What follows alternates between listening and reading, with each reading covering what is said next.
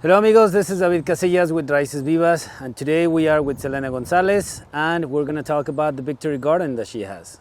So how are you doing, Xelena? I'm doing good. I'm doing well. I'm enjoying the garden, watching everything grow. That's amazing. Yeah. So what can you tell us, for what can you share with us about the experience of getting this garden? It's been beautiful. I write in that window right there, so it's the first thing I see every day. And if I come out early enough, I see the flores de calabaza and they're open. But if I come out too late, they close. So I try to visit them every morning, and I want to cook with them. So thank you for the recipe. Yes. The peppers are coming in, the tomatoes are coming in. It looks like the sandías are sprouting, so it's really beautiful to watch. Yeah. That's amazing. That's amazing. Well, you want to talk to us and share with us how was the impact, and what was the impact on not only receiving the help, but also like how and what changed on you, on your dynamic in the daily routine, and on your well-being and your physical activity after receiving this victory garden. Can you talk to us? Yeah, it's been interesting. I didn't realize how much I would miss the daily watering because of the irrigation system. It's really nice though, because there are times when I can't get home at a certain time or if I travel. So it's beautiful to have that taken care of. But I've been focusing more attention on collecting the rainwater and making sure that the gardens get extra nutrients. Felix loves the garden. And so getting more rainwater, making sure that the grass doesn't come back up for the grass that we've suppressed. I've been paying some attention to the other pots, and then just really marveling at the growth of things. I've always learned a lot from the garden and tried to find guidance in nature and metaphors in nature. So it's always interesting how it mimics what I'm feeling like. A lot of projects in my life are blooming right now, but then it requires a lot of patience, right? So then like having patience in the garden and seeing that slow growth and really marveling at those tiny miracles, it's an important lesson to bring into my personal and professional life as well. Absolutely. That's lovely for you to share.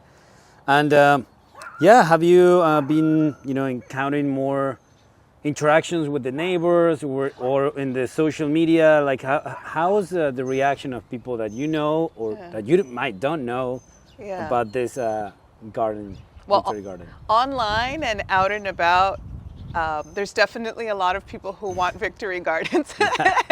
And so I'm happy to tell them about Alianza Raices Vivas and just how the victory gardens came about and the history of victory gardens and just food sovereignty, and also letting them know like Gardopia does this. Like you can hire, if you have funds, there are lots of gardens in town who can help and guide.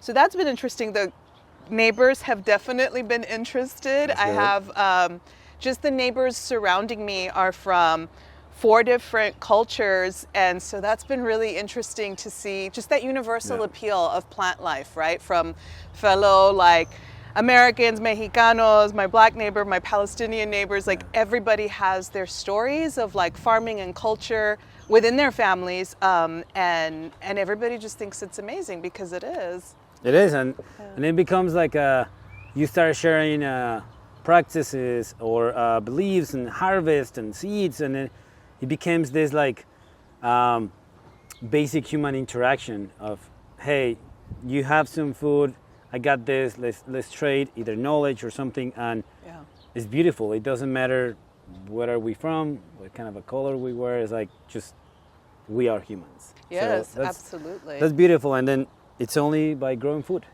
Yes, and then my mom keeps saying, you're gonna have to share the food with all the neighbors, and I said, of course I will. I can't eat all of this. I can already tell from what's blooming that it will be more than enough, and that's really cool because the beds are really big, but just to think that this one piece of land that was just grass, really just a passing way, can grow so much food. And I haven't seen that much of a difference in the water. So just to think that I had been watering grass here, Yeah. and now I'm watering food that can feed not just the families on our compound, but the neighbors. And there's a food pantry down the street. You know, it's all really, really exciting. It's definitely a switch that happens that when you realize, or when you make the switch of having a lawn, because also we've been taught like, if you have a clean lawn, it's like it shows stability or whatever. But this nowadays means more stability. Oh, because absolutely. This is food. This is tangible value, and then ultimately, it produces a benefit directly to you, you know, and those around you. So this is also like really important, not just the grass. Yeah. Oh yeah. I mean, like there's so much happening in the world today, and it's really easy to get down about that. So to have this happening outside, right outside my door, just these reminders of the ability of the earth to provide for us, and that life doesn't have to be so complicated. True. And that we're going to be okay, you know, but gaining that knowledge is really important along the way. Yep. So super grateful for that. There is another topic that a lot of people that might have less experience than you or more experience than you, that they don't have the resources, or they want to continue. Do you think that to create something like this and to, you know, grow your own food, it relies only on resources, or it relies also on what you want to make it happen? Because if you take away the resources, in this case, we were able to share some, but a lot of people has this delimitation that I don't have the money. Because you were doing that before, you were growing food before. So what would be your belief on that topic of? I don't think it's as hard as people think it is. I certainly feel lucky and blessed to have the resources to this degree, but I know that the bounty that will come from it is beyond what I could ever eat on my own. So I do intend to share that with community. But when it comes to your own garden, you know, what I was doing on my own with very little knowledge or expertise on my own, I've been able to harvest, to share, to save seeds, to plant some of those seeds. Even what we had growing here, there was certain rows where we planted 2 seeds and some grew, and I was told to pick them. And so I saved them in little pots to see if they could grow. And one of my neighbors, I shared with her. She was also very curious about the garden. And I shared with her, and she showed me the other day, look, it's growing. I'm going to put it in the ground, and I'm not sure what I'm doing, but she does. She does know what she's doing, because, you know, nature is a part of us. That's something that I believe and that I incorporate in my work. And so it's more intuitive than I think people think it is. And so, yeah. Yes, and that's something else and beautiful. And thank you for saying. Sometimes people feels like overwhelmed by starting, but just like your neighbor, I'm gonna start with one little plant, and then we'll see. And I bet if you check on her, now she has 3 plants. Maybe, somehow. yeah. So it's something that grows organically, Yeah. in a beautiful way. So yeah, I think the goal for all of this was to bring people together, to create this epicenter of urban gardening that we much needed, and also, man, like just to be more connected with outside, with your food, with your neighbors. That you know you're out here. People sees you, so that has an impact in your life and the community. For sure. I've definitely been in communication with my neighbors now more than I ever have been. I would trade, you know, some of the garden goods with my next door neighbor, but it's expanded because it's very visible and people are curious, and so that's been really, really nice. But yeah, I feel better every time I spend time out here. And even though we have the irrigation system, because it's been raining so much and I've been catching so much rainwater, it's still, you know, it doesn't take a lot to just give a little bit of love and to the plants. And I think we're meant to really, like, because of how easy it happens, like it's in our nature also to care for the plants and for them to care for us. It's a reciprocal relationship and a really a really good one that feeds us in the whole way, not just True. like literally, right? Yeah. So let me ask you this. Everyone that I have talked to, they talk to their plants. Oh, yeah. Do you do that as well? Oh yeah, I sing to them. I kind of like there's my daughter's leaving. She's graduating soon.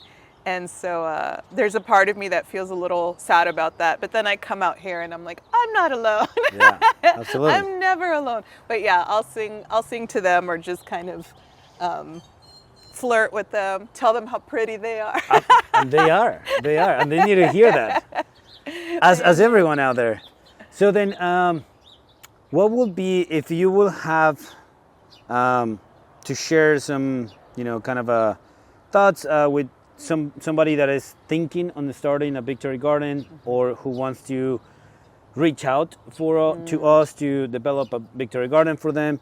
What would be your comments and recommendations and tips and some thoughts that you want to share with them? I would say it's definitely easier than you think because again it's such a natural process that we're born into, right? Yeah. Like all of our ancestors did this. They had this relationship with the earth. I would say that Alianza and Gardopia are excellent resources. And one thing that I really love that both of you all do is there's a wider network of gardeners who share resources. So even if they're not familiar or those aren't in their area or in their network, there are so many in San Antonio that are growing and thriving and willing to help. Yeah. And so, yeah, that the resources are everywhere and that it's a lot of fun and it's really good for your mental health. I always feel better after spending a lot of time in the garden, even just a little time, but a lot of time because there's weeds, there's branches to pull back, there's all kinds of things to do, and it's always worthwhile. It's good exercise too. Yeah. Good That's sunlight. good. Yeah. That's really good.